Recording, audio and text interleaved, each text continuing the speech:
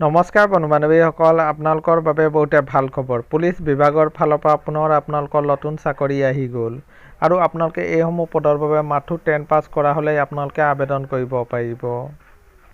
আপোনালোকৰ কি পদ আছে, কিমান বয়সলৈকে আপোনালোকে আবেদন কৰিব পাৰিব আৰু কিদৰে আপোনালোকে আবেদন কৰিব আৰু কেতিয়াৰ পৰা আপোনালোকৰ অনলাইন আবেদন আৰম্ভ হ'ব, সবিশেষ আপোনালোকক এই ভিডিঅ'টোতে জনাম। আপোনালোকে ভিডিঅ'টো শেষলৈকে চাই থাকিব।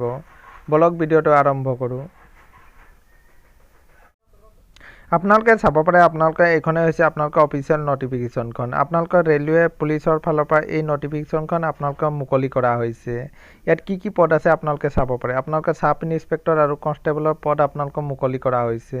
টোটেল ভেকেঞ্চি আছে আপোনালোকৰ 4660টা আপোনালোকৰ টোটেল ভেকেঞ্চি মুকলি কৰা হৈছে।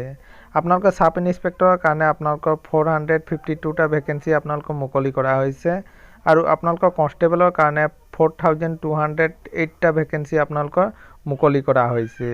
আৰু এইসমূহ পদৰ বাবে আপোনালোকৰ বয়সৰ সময়সীমা বিচৰা হৈছে। আপোনালোকৰ চাব ইন্সপেক্টৰৰ কাৰণে আপোনালোকৰ 20ৰ পৰা 28 বছৰলৈকে জেনেৰেল কেটেগৰীয়ে আবেদন কৰিব পাৰিব আৰু কনষ্টেবলৰ কাৰণে আপোনালোকৰ 18 বছৰৰ পৰা আপোনালোকৰ 28 বছৰলৈকে জেনেৰেল কেটেগৰীয়ে আবেদন কৰিব পাৰিব।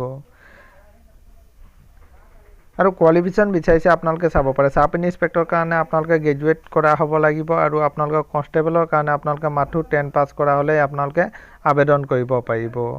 আৰু এইসমূহ পদৰ বাবে আপোনালোকে অনলাইন আবেদন কৰিব লাগিব আৰু আপোনালোকৰ অনলাইন আবেদন আৰম্ভ হ'ব। আপোনালোকে চাব পাৰে 15 এপ্ৰিলৰ পৰা আপোনালোকৰ অনলাইন আবেদন আৰম্ভ হৈ যাব আৰু লাষ্ট ডেট ৰখা হৈছে আপোনালোকে 14 মে'লৈকে আপোনালোকে এইসমূহ পদৰ অনলাইন আবেদন কৰিব পাৰিব। এইটোৱে আছিলে বন্ধু বান্ধৱীসকল এটা সৰু সুৰা ইনফৰ্মেশ্যন। সদায় এইদৰে জব নটিফিকেশ্যন পাই থাকিবৰ কাৰণে আমাৰ চেনেলটো ছাবস্ক্ৰাইব কৰি দিব। ধন্যবাদ।